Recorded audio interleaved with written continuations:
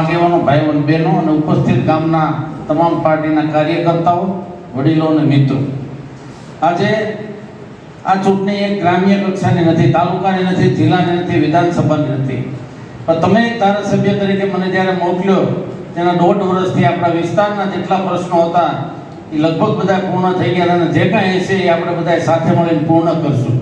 5 ચૂંટણી દેશની અને રાષ્ટ્રની એકતા માટે અને રાષ્ટ્રને મજબૂત રાખવા માટેની ચૂંટણી છે. ત્યારે ફરીવાર નરેન્દ્ર મોદીને ત્રીજી વાર વડાપ્રધાન તરીકે બિરાજમાન કરવાની આ ચૂંટણી છે. ત્યારે અમે સૌ તમને વિનંતી કરવા માટે આવ્યા છે કે આવતી 7 તારીખે એક દિવસ, આખો દિવસ જે ઉમેદવાર આપણા ભરતભાઈ સુતરિયા છે એના માટે ફાળવી અને પૂરેપૂરું મતદાન આપ સૌ કમળમાં કરશો એવી સૌને વિનંતી કરવા માટે આવ્યા છે. દેશ માટે નરેન્દ્ર મોદી સાહેબે કરેલા કાર્યો આપણને સૌને ખ્યાલ છે કે અખંડ ભારત જે આપણી પાસે જમ્મુ કાશ્મીર નકશામાં જોવો તો આપણી પાસે માથું નહોતું, ત્યારે 370 ની કલમ રદ કરીને અખંડ ભારતના શિલ્પી બન્યા હોય તો નરેન્દ્ર મોદી આ બન્યા છે. ત્યારે અમિત શાહ બંને એકબીજાના સહકારથી જે કામ શરૂ છે, 500 વર્ષથી જે આપણો રામજી મંદિરનો પ્રશ્ન હતો, રામ મંદિરને જો મંદિરમાં બિરાજમાન કરવાનું કામ કર્યું હોય તો નરેન્દ્ર મોદી સાહેબ કર્યું છે. હમણાં જ જે 70 વર્ષની ઉપરના લોકો 70 વર્ષ પૂર્ણ કર્યા હોય એવા લોકોને એની આરોગ્યની સુવિધા માટે તમામ પ્રકારનો ખર્ચ કેન્દ્ર સરકાર આપશે એની પણ જાહેરાત કરી છે.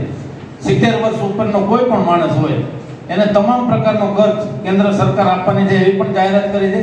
પ્રધાનમંત્રી અન્ન યોજના, ભારતનો કોઈ પણ માણસ ગરીબ હોય કે તવંગર હોય, ભૂખ્યો ન સૂવે એના માટે રેશનિંગની દુકાનેથી બધું 5 વર્ષથી બધું મફત મળે છે રેશનિંગ, અને આવતા 5 વર્ષ સુધી પણ મફતમાં મળવાનું છે.